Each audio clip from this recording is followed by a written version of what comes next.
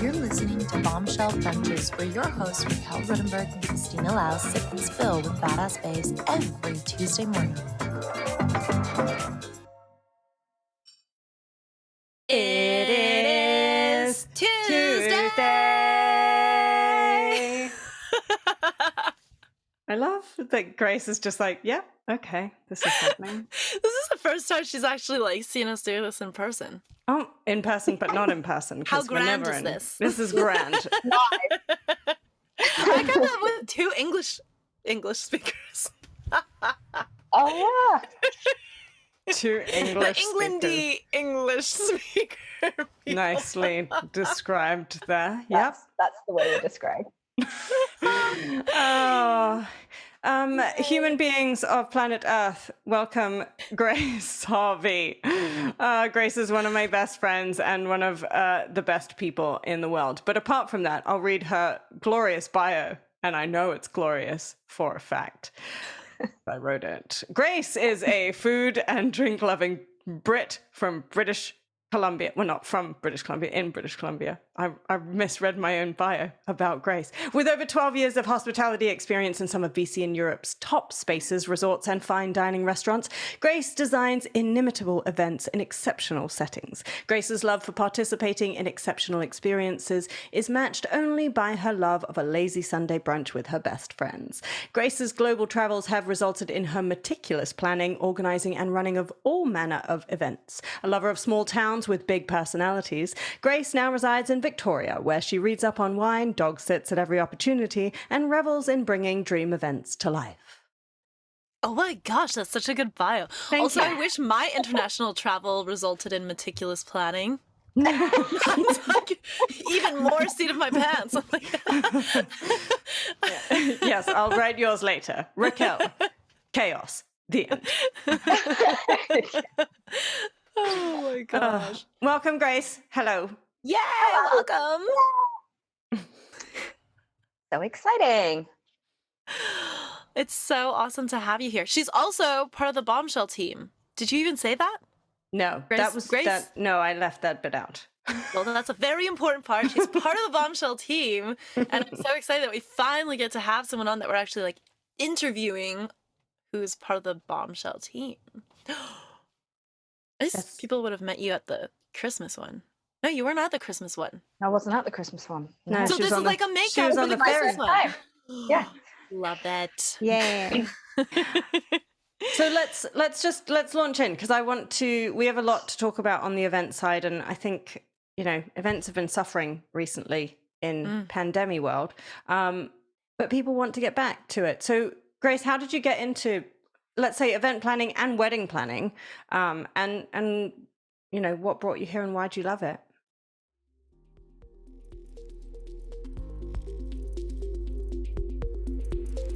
Grace's love for event planning and wedding planning is the question that we're asking, but Grace froze. Can you repeat that, please? Good start. Missed the first question. How'd you get into it? Event planning, wedding planning? Well, I started off in hospitality, working in restaurants and bars and et cetera, and slowly kind of took on events for the hospitality side. Started in restaurants, then I turned to hotels and was doing events in hotels, and then it kind of just grew from there. It grew from a very small part of being in hospitality to being like, hell, this is the best part of hospitality. So it just grew from there. I did it in hotels for years. I did it for venues, and now I kind of do it everywhere.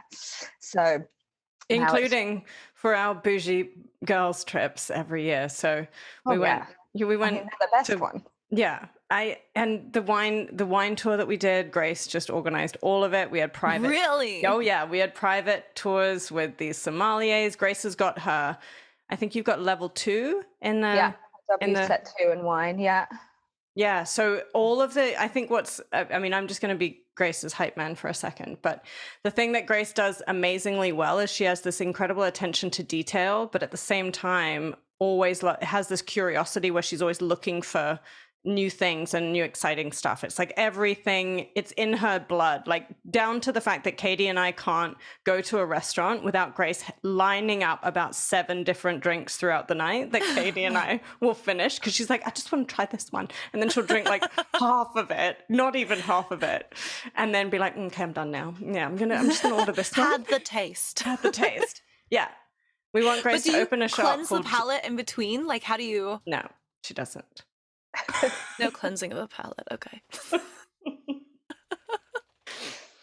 And why do you love it?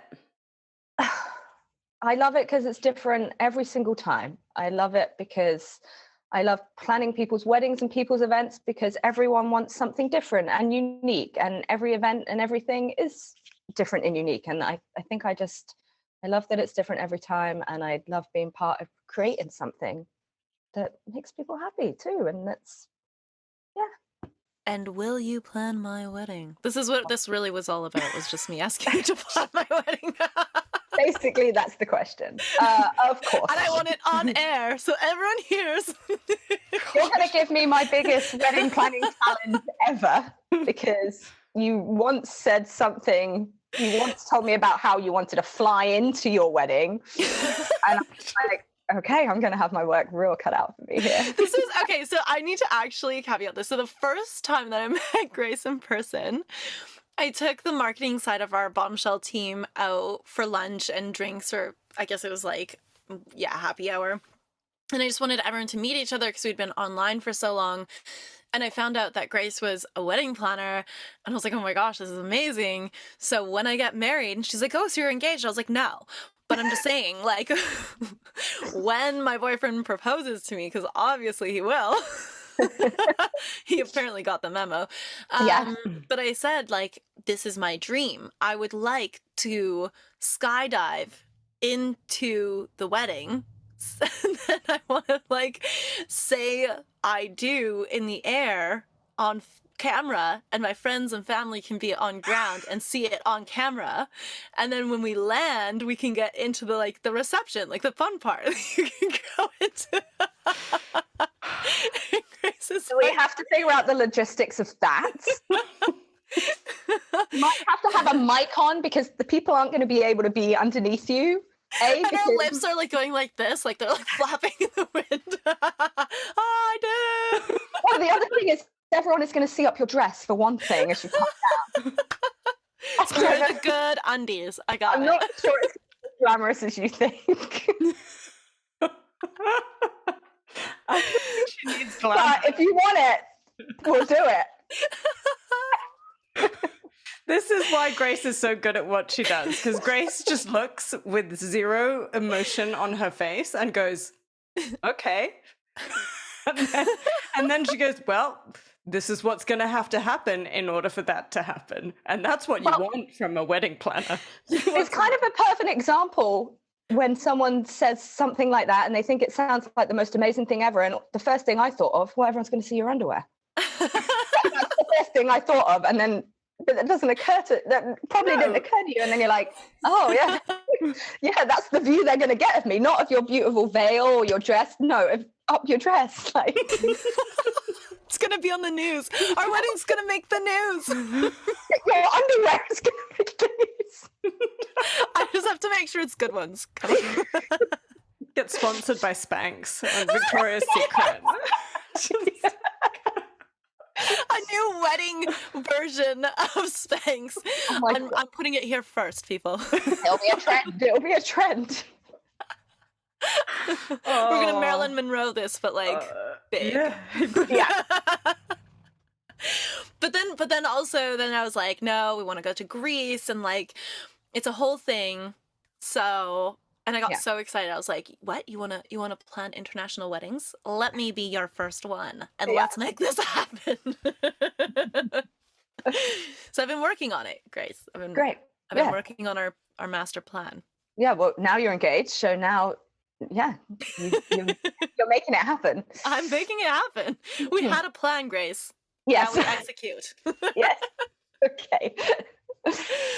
Oh my gosh. Okay, but I had a billion questions, and Christine and I sat down the other day when we were talking about doing this episode, and it was so funny because we had all of these ideas about like what a wedding is and elopement versus small weddings versus big weddings, and we just thought like we need to do an episode on this because we realized our ideas were everywhere, and that must mean everyone's ideas are everywhere, and I find that so incredible. So I want to know what your favorite traditions are that you've seen. Like, what are the coolest traditions that you've seen?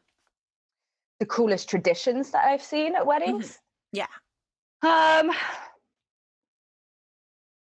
don't know. I mean, I haven't yet had much of a pleasure at doing lots of different cultural weddings, and there obviously are lots of different cultures have different traditions in weddings, and I would love to see them all, because it's so interesting, you know, to see all the different ones and be part of it.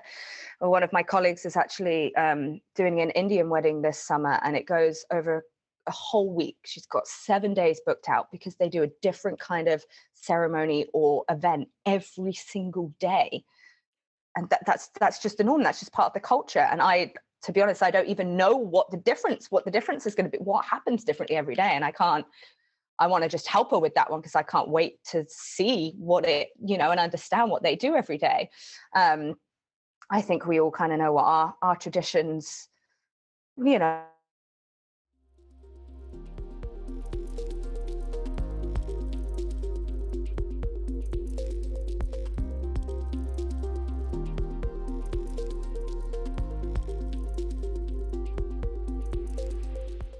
Do this, and I don't want to do any of the normal, like what they now think are cliche traditions or whatever, but then some people want to do all of them. So yeah, it's quite nice seeing people's unique take on weddings. Dang. Okay, so I know, you know, I find it so crazy. Like, I actually didn't grow up thinking I was going to get married. And now that I'm engaged, like I joked about it and everything, but now that I actually am engaged, like I'm realizing how much I didn't actually think I was going to get married. And it's the weirdest thing. Like, even I was like, you know what? I'm going to go to a dress store and I'm going to start trying on dresses, because I was like, I have no concept of what type of a wedding dress person I am. I was like, I have no clue. Some people have been planning that since they were little kids. And I was like, I literally have, like, I don't know. They're like, do you have any ideas? I'm like, no, I don't know at all.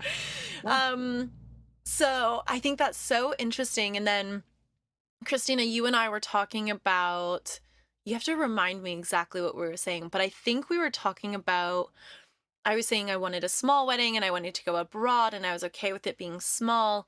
And Christina was saying, you know, I really think a wedding is for the two people. Anyways, like for her, that's how she feels. It's for the two people getting married, and that's mostly what it's about. And I was like, you know, it's so interesting, because that's what I said before. I was like saying to my fiance, Jean, I was saying like, I would be perfectly happy just to swap vows, even if it was without the paper and everything. Like, this is a few years back, just one-on-one. I don't think I would ever want to do it in front of people. And now that we're engaged and I've, you know, met his family, because his family's in South Africa, so it actually was like quite a few years that we were together before I met some of them. I was like, wow, this is really a joining of two families. And I was like, I really would love to have at least the core people from each side of the family, because for us, especially with being like stretched across the world, this could very well be the only time they ever meet is at our wedding, right? And I was like, that's actually really important. And you want the people around you to support your relationship. Like, you don't want to fight and then have someone be like, yeah, just end it. Just end it. Like, you want people around you who are going to support your union. And so I was like, that was a big turning point for me. What's your thoughts and ideas, Christina? I'm so curious. You articulated it really well. I had thought about that after we had the conversation. I was like, that's an incredible light bulb, because for me, I had you know, views on, I wasn't really attached one way or another. I love the idea of it, but I think I love the idea of it, and I have not invested any kind of There's no Yeah. aspiration in the same way. Like I haven't put deep thought into the idea. So for me, it was very circumstantial. It's like, well, it depends on who I'm with. It depends on what that dynamic looks like. And so when we had the conversation, I think you highlighted a really incredible point of it being a union of the families, and or whether it's the families or your support groups. So whoever it is that you're choosing to have on your side, both of them, it's that chance for them to get to know each other. And I just thought that was a really great perspective. I thought that was a fantastic perspective. And I think it gives you a larger, especially from collectivist cultures, because Grace, you're talking about Indian weddings and Chinese weddings, like there's ceremonies and there are so many different things. But I think it'd be so fascinating to know what collectivist cultures are like compared to individualistic cultures. And that's not just Western versus, Eastern and elsewhere, but it's definitely those two kind of mindsets. And then how we're brought up to think about the family unit, the nuclear family versus, other family models. And I find that infinitely fascinating. So really, I don't have a lot of opinions. I'm kind of at that point where I'm like, meh. I'm listening. I think it really is circumstantial, isn't it? Yeah. Yeah. I mean, if you have both of your families here and they already have great relationships and they're here, then maybe those people would be like, let's just elope. Let's just do it us two. Yeah. Our families are already a unit, but for you, Raquel, with families on the other side of the world, this might be the only time they meet. And that's a weird thought, isn't it? That your family don't actually, you're married and your families don't know each other. That's a weird thought. Yeah. Yeah, I think it is weird. And then I don't know, like this last little bit, I've had so many realizations, and I think a lot of it comes down to our personal values. But I'd never really looked at my personal values through the lens of marriage because it just wasn't something in my life at the time. And now that I'm like, wow, there's so many things that I'm realizing I need to kind of do a deep exploration for because I just never had. So for example, another thing was looking at the wedding dresses. I tried on a whole bunch. It was super fun. And they wanted to put me in a broad spectrum. So like even things that you think you will never wear, we're going to put you in because I just want you to be informed. So take this away as like an information session where you're learning about yourself and you're learning about, how you want to look and feel and whatever. And so I tried on all these dresses from like huge ball gowns to, super Jessica Rabbit, like silhouette-y, amazing dresses. And they were all so beautiful. And I realized that in some of them, I felt so fun. Like I just wanted to dance around and I felt so girly and flirty and fun. And then other ones were very like sultry, sexy, mature. And she was like, well, you really glowed when you put these ones on. They seem like very you. And I was like, they are.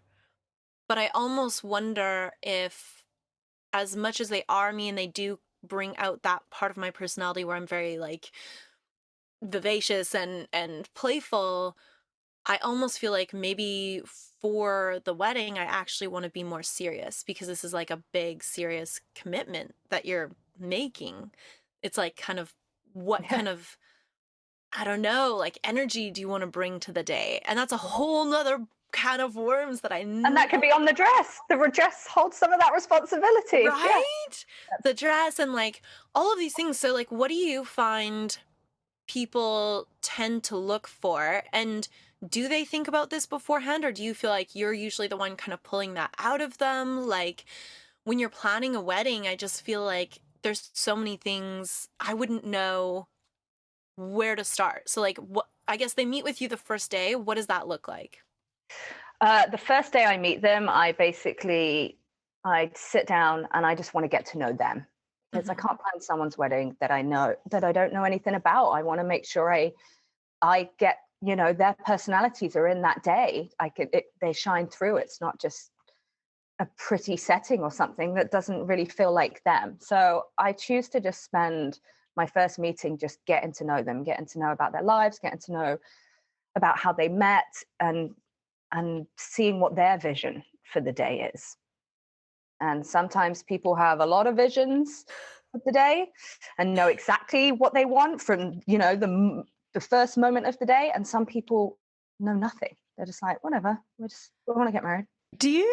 We want it to be nice. And I'm like, okay, well, that could mean, a million different things. Like, yeah, Grace would be like, everyone gets 7 drinks. Everyone gets 7 different drinks. We'll have 7 different cocktails. yes. But I wonder, it reminds me of, strangely, of our episode of 2 Paychecks Away, and with Alicia talking about haircuts, where you're walking in for an experience that's going to literally shape your life in a way. Right. And weddings, people, I would be that nightmare guest. And Grace knows this, but Grace knows me well enough to be literally like, okay, I'm just going to do it. I'm just going to deal with this. I know your personality so well. Yeah. I'm just going to deal with this. And I'm just like, and Raquel, you know this as well. Wait, what would you be? How would you be a nightmare? Explain that. I would be so ambiguous. I would be like, Grace, this has to happen. I don't have time for this. Go.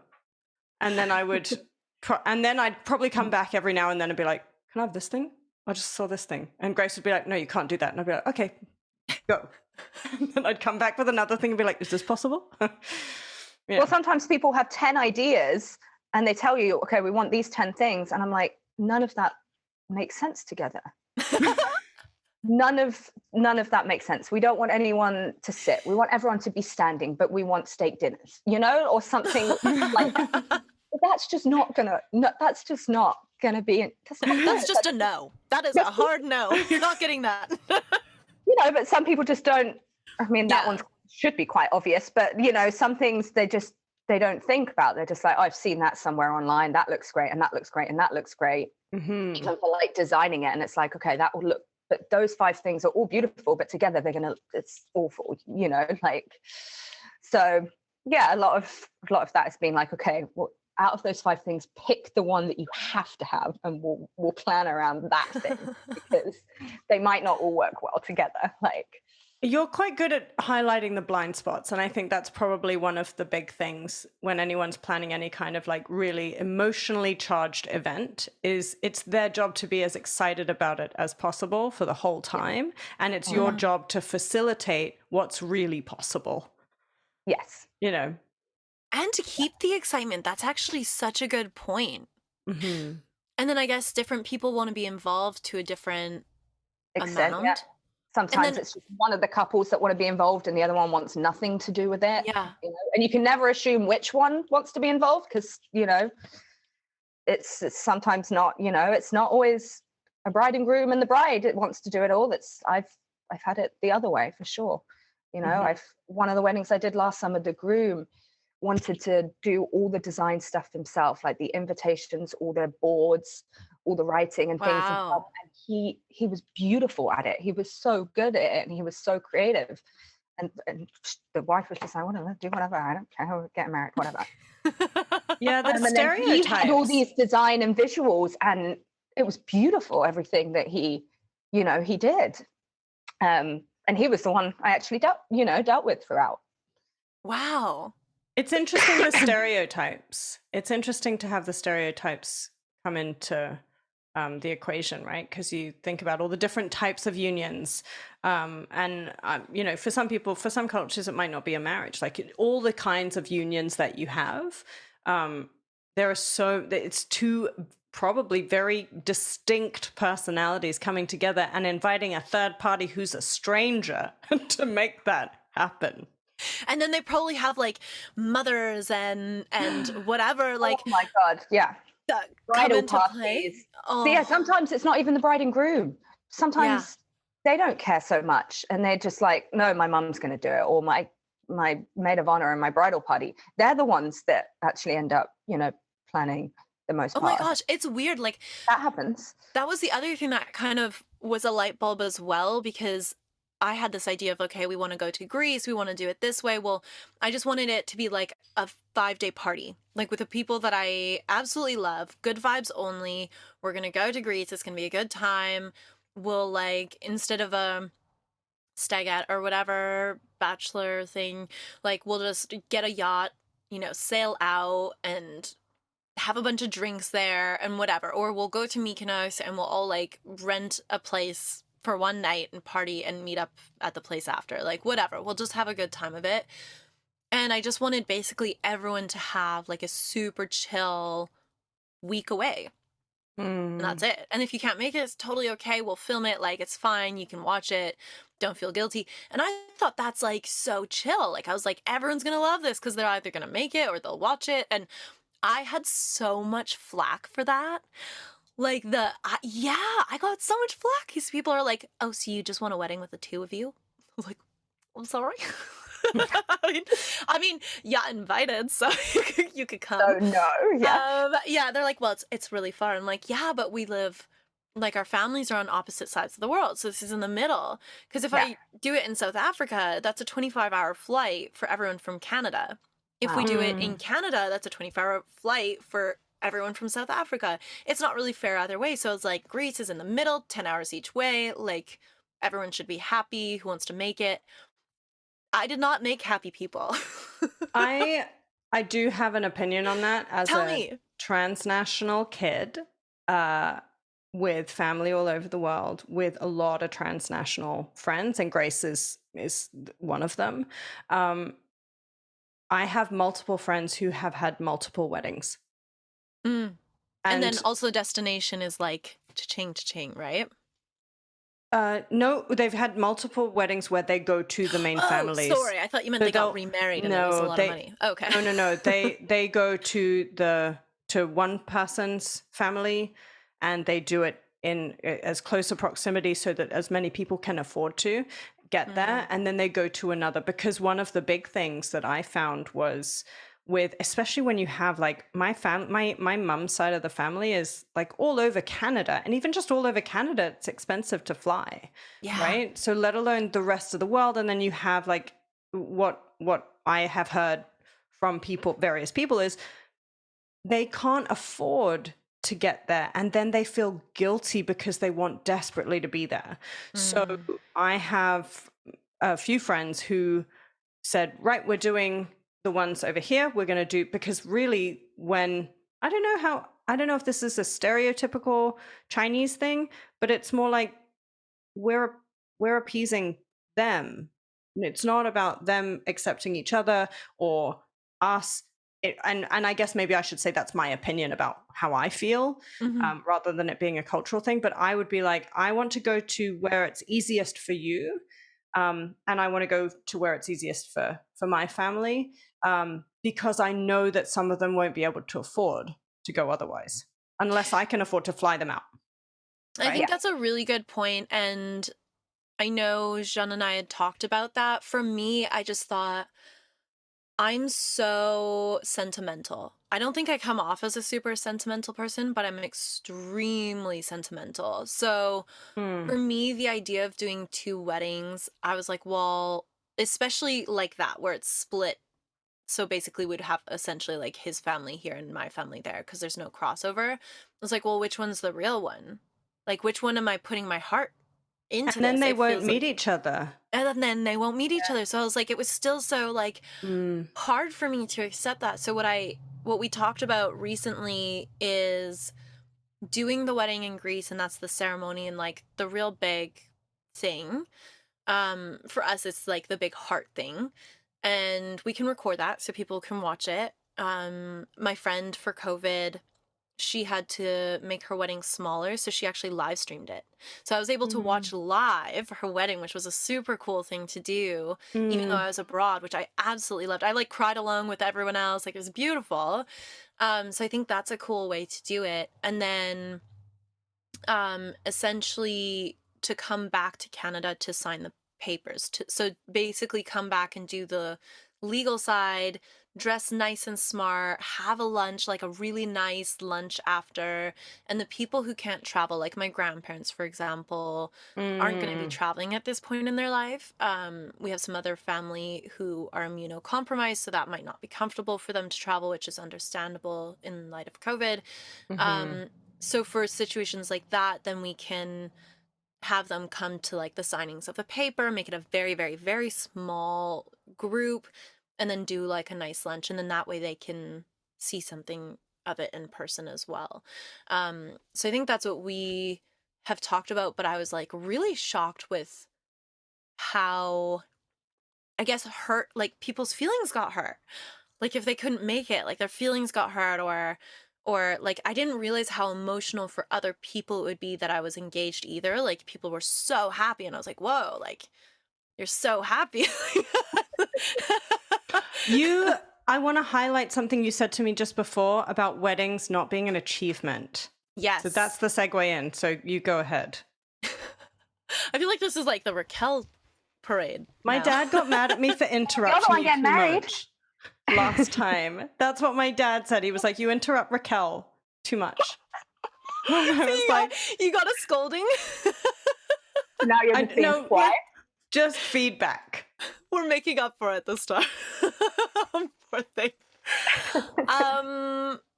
Okay, so Christine and I were talking about, and I thought that this was another really big thing is, at least in my mind, a lot of people, in my opinion, treat weddings like an achievement. So you get like a congratulations. I would get a congratulations for graduating.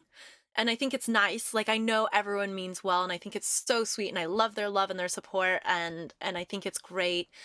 But I mean, for me, it's like I've had this love for 4 years, and it's beautiful, and I'm so excited to bring this to the next level, and I do think there is something really powerful in taking it to the next level and having just that next step. But it's not an achievement in my mind. It's a celebration of our love and commitment. And I just think there's a lot of like crossover between that, you know? Like, I always think that about getting pregnant too. Like, people like treat getting pregnant like an achievement. I'm like, it's not that hard. I mean, it is for some people. I mean, that's true. For them, full on. If you've been trying and it's been difficult, it is an achievement, and I will. But you know, it's an achievement, but it's a different kind. It's not like, oh, now you're pregnant or now you're getting married. You've done what you should be. You know, you've got to that level in life that people should get to. I feel like keeping the baby alive, that's an achievement. You should get celebrated once they turn 5, 10, 15, like keeping them alive on all those half decades. Benchmarks. Yeah. Same with your wedding, keeping those job. alive, like keeping a marriage alive. Yeah, I think you should celebrate that. That's hard work.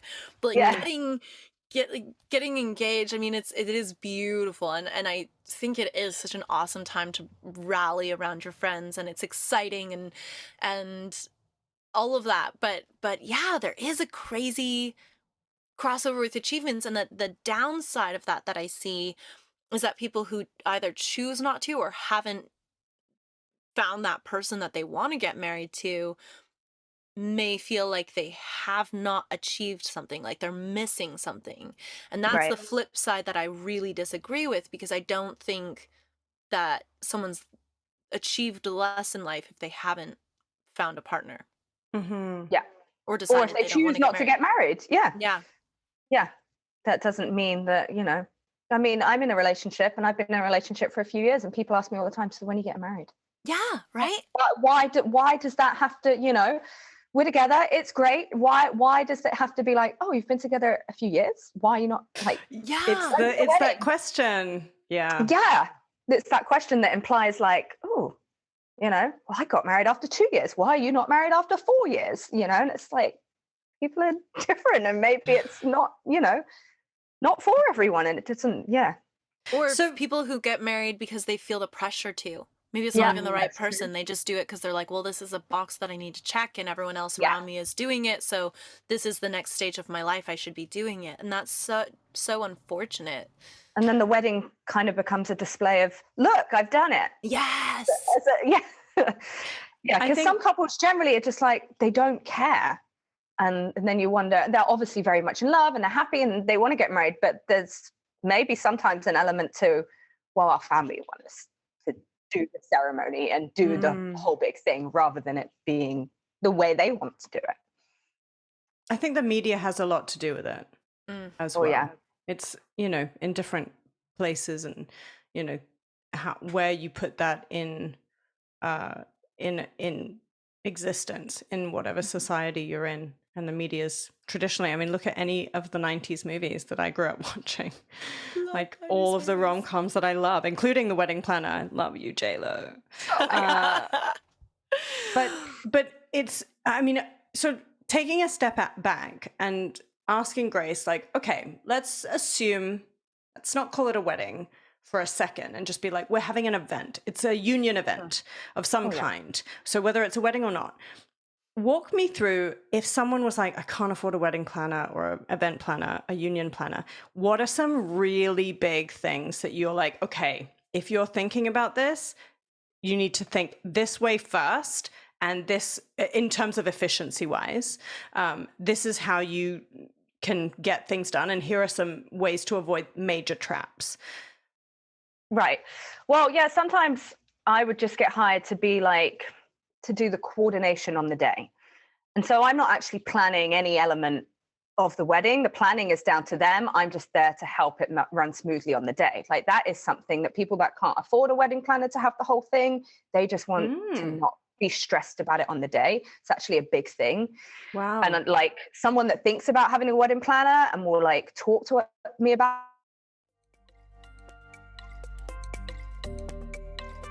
I know. Come back. Why is it muted?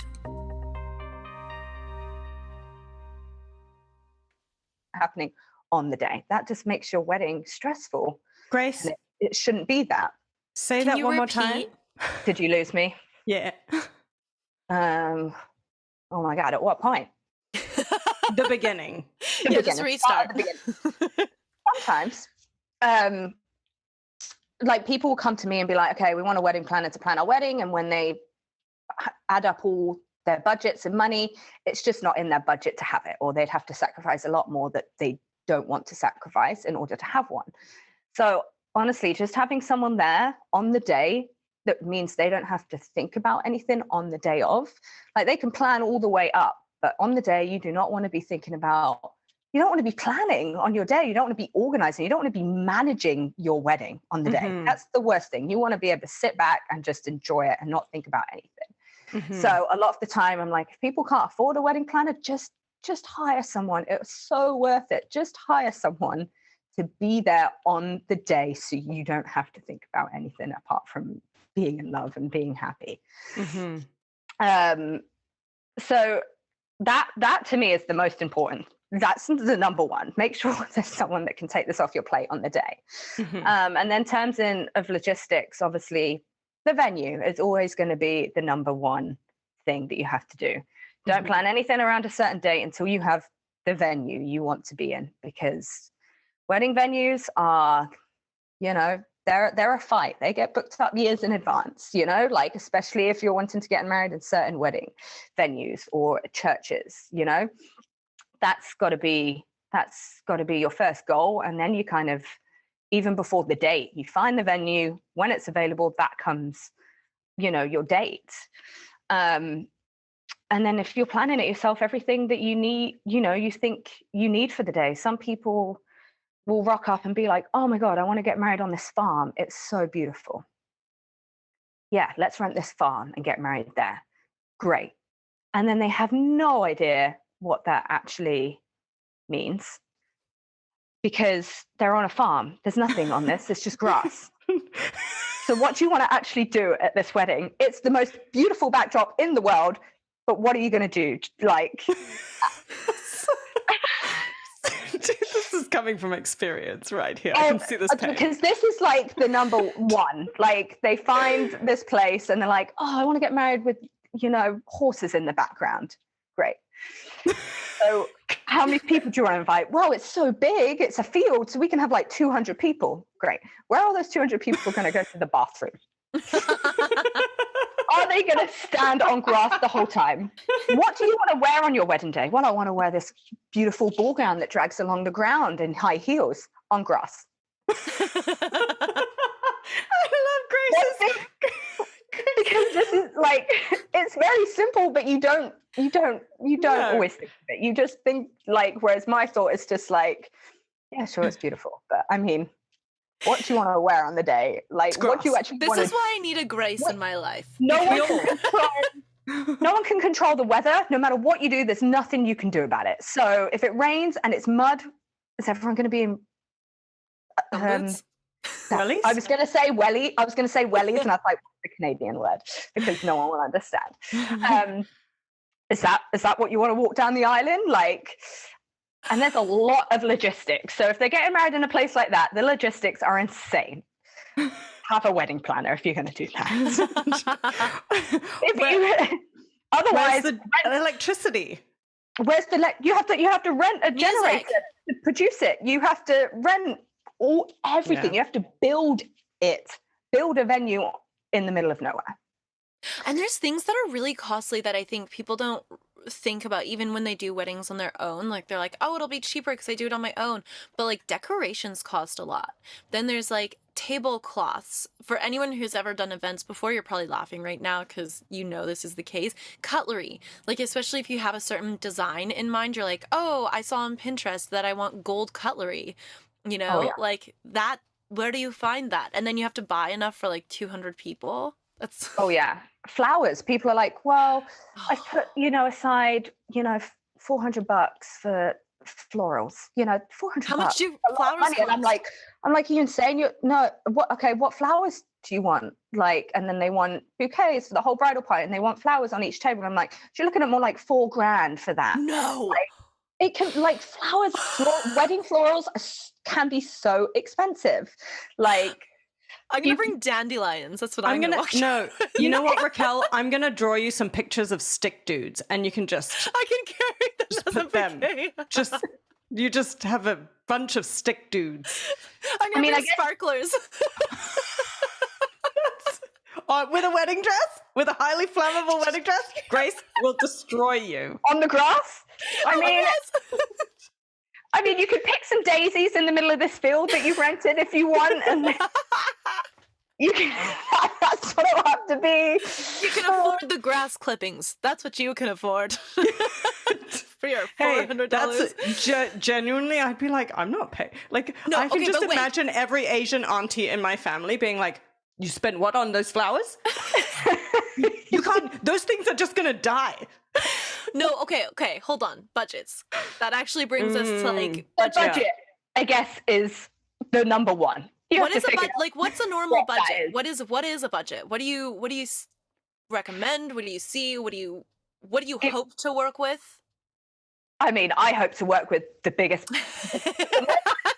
Spend on it, the more freedom I have to do whatever they want. You can fly in on a jump out of a plane into your wedding if you want, if you have an endless budget. But typically people don't, and people don't realize, like, I can get married and not spend that much money. All those things are a lot of money, food and catering. Like, that's normally one of the first things I book in. Like, okay, who's going to cater and do your food? And they're like, well, my wedding's in a year's time. Why do I'd have to plan food right now? And it's like, those caterers get booked up years in advance for these weddings. It's it's more just about demand. Maybe they don't do anything with the food till close to the time, but a lot of people get married, Never mind all the other events. Never mind all the other events. So the budget is really something that I ask in that first meeting, like, what is your budget for the day? Half the time they're like, I don't know. I'm like, okay, well, you need to figure that out first. That was like me. Before you their number one thing is, I've created this Pinterest board. This is what I want. They've seen a million beautiful pictures. Okay, and what's your budget for this? Oh, we don't really know that yet. You need to figure that out before I create this huge Pinterest board that you've given me, because this is you might not be able to have all of this. What would you, if there were brackets, if you were like, hey, this is the low end, this is like a good medium, we could get you most of whatever, and this is like a high budget, what would you say if you could categorize them just off your own experience? I mean, most of the time, the lower budgets are, 20,000. Mm-hmm. And I mean, a high budget would be like 100,000. That would be great. So they can really vary. I mean, for the most part, anywhere in between that, And That's if you're crazy working that 20,000 is a low budget.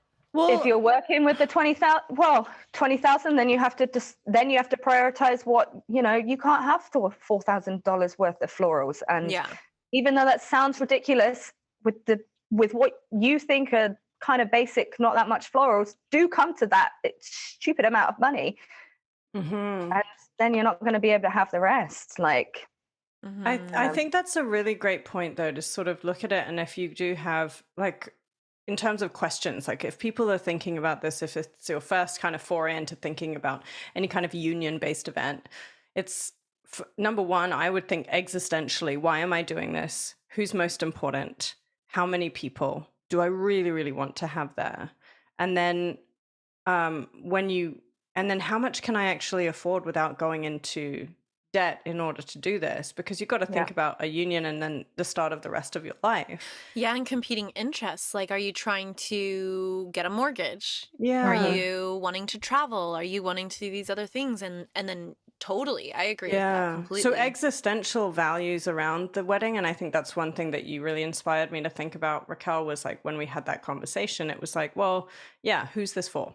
Mm-hmm. And how many people is it for? And then you can look at it and say, okay, well, Mike always says, what's the minimum viable product? And you look at the maximum viable product and the minimum viable product, and then you can model out like, okay, what can we afford to invest in this celebration?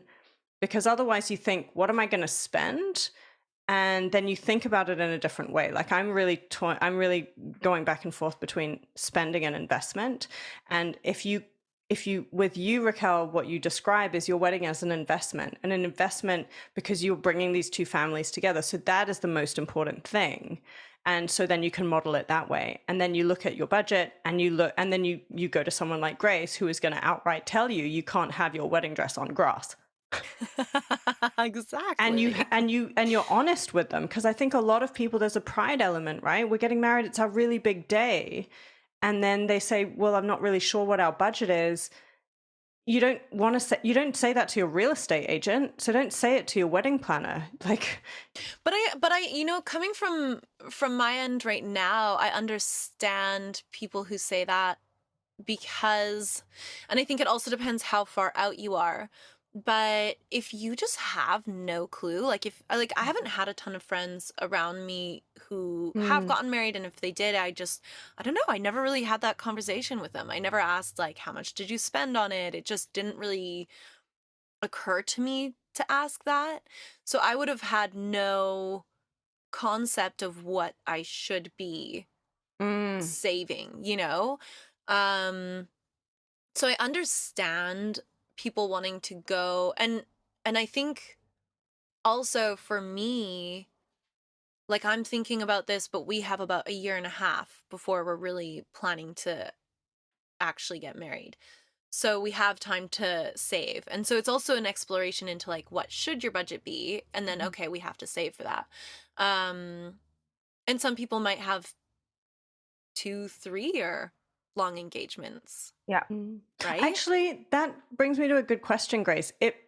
With wedding planners and event planners, can you go to like, do you do a free 15-minute consultation? Like, is that typical? Because then, So for Raquel, you could be like, don't feel good. Like everyone listening and watching, like, don't feel guilty if you don't know what your budget is. Go to them saying, I don't know what my budget is. I know that this is happening. I want to have a cursory conversation with you to get some of the basics. And what do you think? And then shop around. And I would say, Grace, what do you think the best questions are for someone to ask in that consultation? What are the best for the questions? couple for the people getting married to ask? To ask any wedding planner or event planner that they're going to for their union. I mean, it depends what, like people don't generally have any idea how much a wedding costs. So, I mean, in a normal consultation, we'll try to engage what, if anything, what things they want so far. What is their vision for the day so far? And it might be very minimal because they've only just got engaged and they don't know. They need information. Mm-hmm. And so you can kind of give them a ballpark based on what they do know of what a budget would look like. And then it gives them time to go away and think about whether that budget could even work for them. So, I mean, coming in with questions of things that you know are important to you and know you want for your big day allows the person that's given the consultation to be like, okay, tell you if these things are possible, tell you how, on a ballpark on how much these things will cost. We can actually give you a rough idea based on the more information or questions you ask us about what you need, the more we can be like, it's going to cost you approximately this amount. And then we can help you actually scale it back. You know, sometimes it's better for them to come big, let's create the best wedding plan you could hope for, and then let's scale it back, taking out the things that are, you know, cut back on the things. Okay, well, that's not as important. This is more important to us. So just know what the goal is, you know, like for you, Raquel, having your two families unite, that is, you know, that looks like a top priority for you. So asking us how, you know, what, if you don't have a goal, ask what kind of budget that could look like if you want to travel to two families to travel to a different country in the world. You know, what's that going to look like, to see, then you can go away and see if it's possible for your families, or if it's possible for you to help. If some people want to help financially their families be able to do it, and stuff like that. Just whatever you can give someone, we can give you more back, you know? And I think that's great. I think the big thing is, I know as someone who's also run many events, people get decision fatigue. So if you, and what I don't want to see people do is right off whenever I run an event, I literally will lock them down and be like, I am going to ask you a series of these questions. I'm going to determine what really matters, what you think, what you say matters, and what really does.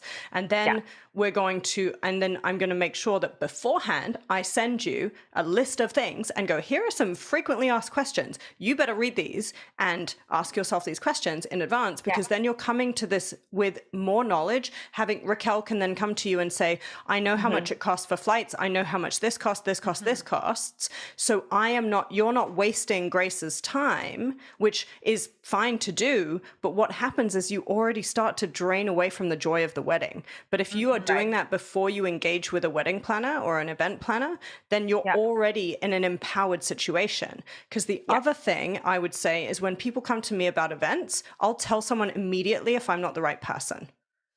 Yeah. And I think a lot of event planners will not do that and will figure it out on the fly. So one of the next questions I have for Grace is, how can you tell how can you find a really good event planner? What are they like? How do they show that they're good? Well, I mean, the beauty of what I do now is I work for an event planning company. And so they go through that initial consultation where they have their questions, they see if it's for them.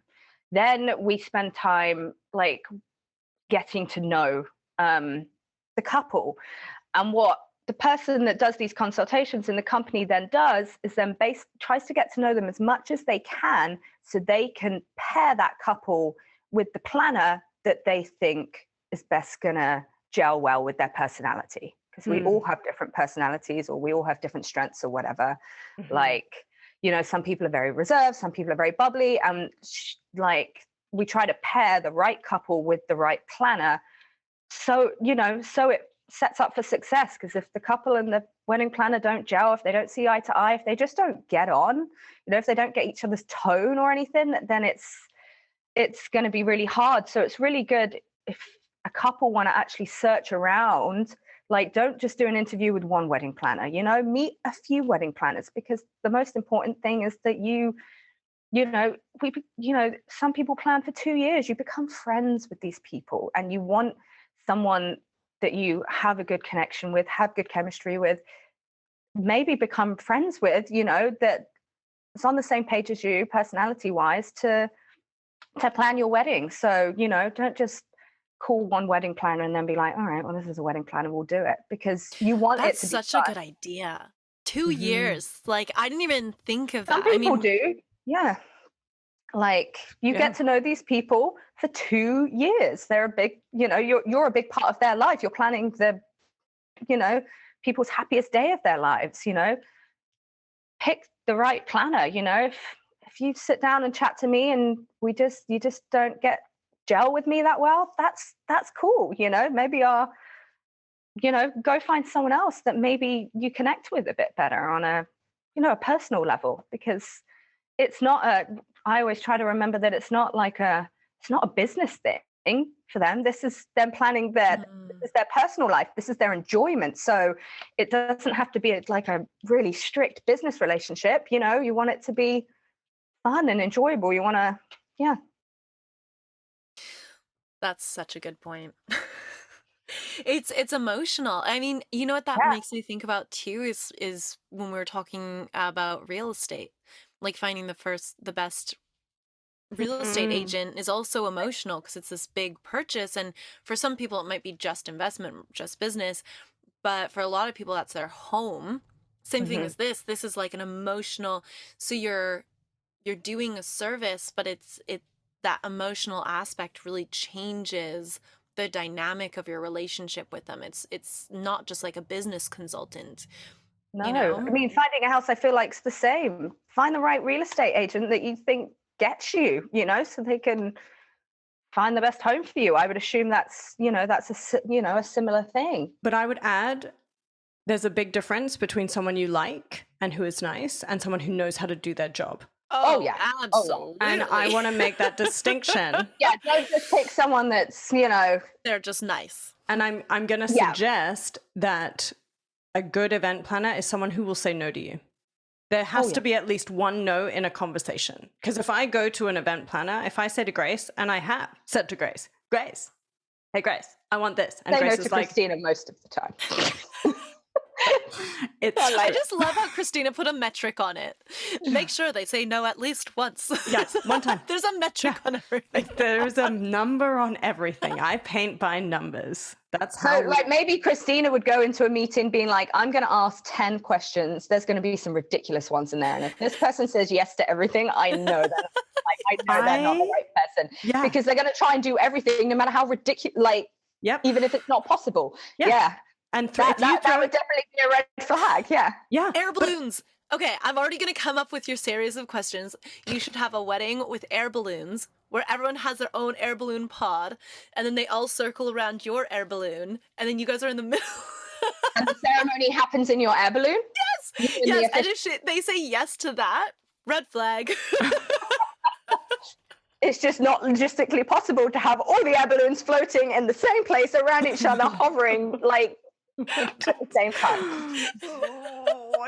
The article that comes out, that's such a good thing. Okay, right? Ask questions, make sure there's one ridiculous one in there, and see if they say yes.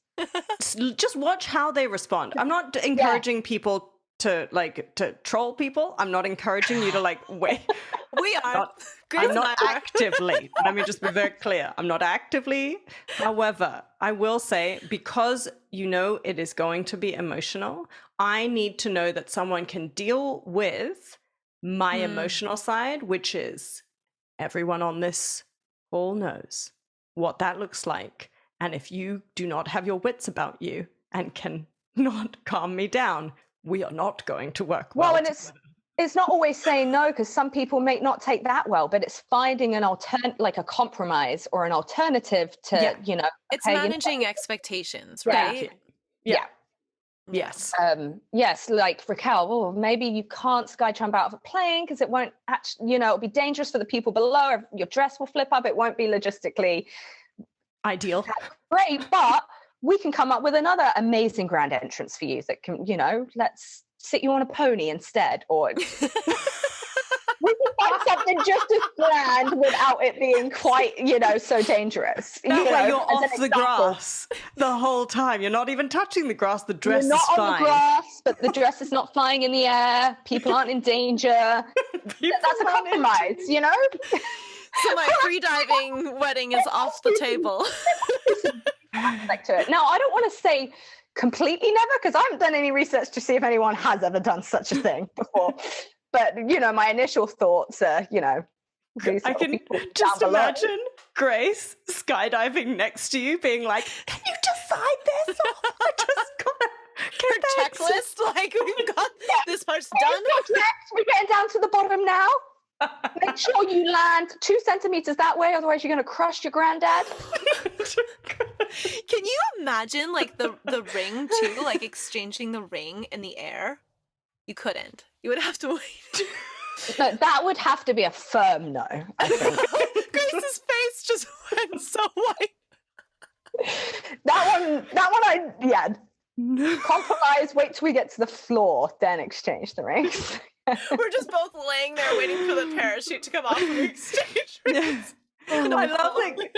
But see, this is the thing. Again, I have to say, testament to Grace for being an amazing planner is someone who looks at you and goes, but this is what's going to happen if that happens. Grace will tell you the consequences of your dreams. But that's better. It's better to do that than say no, because then you realize I tried to vocalize how bad it could go, How and bad then, your idea just is. hopefully you'll be like, oh yeah, it's not worth that risk. It's not worth, killing people. No. Yeah. It's not I worth love it. killing Okay, people. we're switching to scuba diving. We're going to scuba dive and then we'll pop up at the... I'm just kidding. Just You pop want up. things underwater now? Yes. We did see a video of people doing that.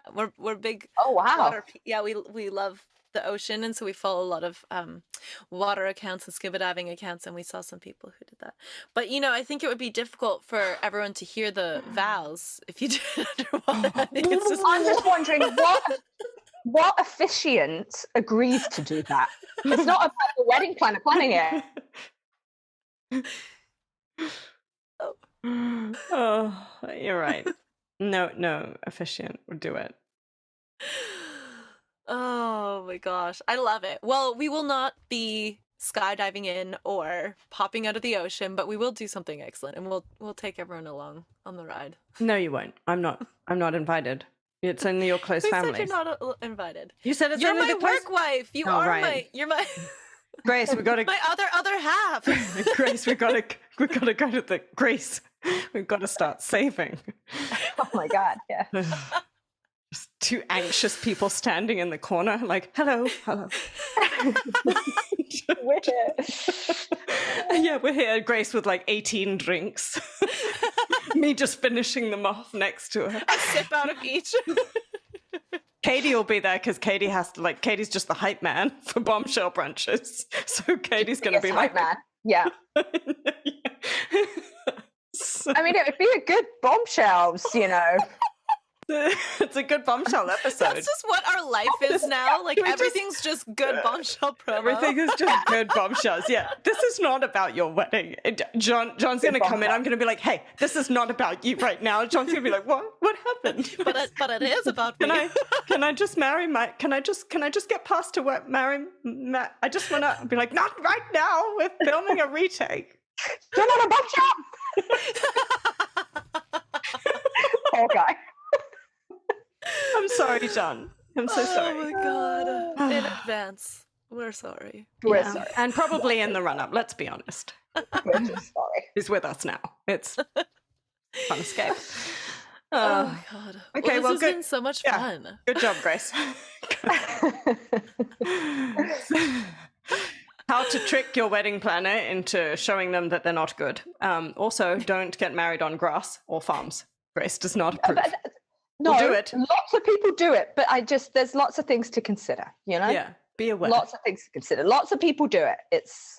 And probably it's not as budget friendly as I think people think it's going to be. Yeah. So I It's think actually- sometimes people think it's budget friendly, but it might actually be. Yeah, people think, oh, I can't hire a room at this hotel downtown because that costs a lot more money than this farmer that just said I can have it for free, But then you have to build an entire venue, so that that That's in money. itself, might then be more than the fancy hotel down the road in the city. So it's really priorities. But some people, they're willing to put in that work because they'd rather do it somewhere like Yeah. that. Mm-hmm. Yeah. Fair. Yeah. All right. Well, thanks, Wow. Grace. Sounds like you know what you're doing. You passed the test. Sounds like Thank you. you know what you're doing. You can plan. You can plan our next. Oh, she already did. We're going away in February. Oh yeah. Already. Yeah. How about our bombshell retreat? No. Yeah. Ooh. Yeah. Grace can do that. Oh yeah. That's Oh yeah. bombshell Why didn't we retreat. think about that? We That's totally coming up. didn't. Yeah. You have short notice, but it's coming Yeah. up. It's happening. You've okay. Yeah. It's because I didn't give Christina a heads up that I was coming back, so it's my fault. No. Oh, take- yes. I'll take the Welcome slap on the back hand. to be- I'm back. I'm Yay! Okay. Thank you, my friends. You good human beings. And to all of you out there, also my friends, whether I know you yet or not, please send Raquel wedding ideas. I'm sure she'll thoroughly enjoy them. I'll join you. Great. Okay. Crazy ones only, please. Yes. And then I'll Bad get ideas only. I'll get forwarded them all and be like, I want all of these things. Yeah. Look Bad at all these ideas only. ideas that people gave me. Yeah. Fundraiser. Let's make Raquel do the weirdest things during her wedding. Hashtag bombshell brunches, bad ideas only. But yeah, That's what we're- yeah, bad advertising for weddings. It's done. It's done. I'm ready to do it. Yeah. Great. Good job. Bye-bye. Happening. Bye. Bye. Thanks for listening, Bombshells. In order to continue to elevate, subscribe and don't forget to click that little bell so you can get notified every time we have a new badass brunch. Until next time, stay focused, fierce, and fabulous.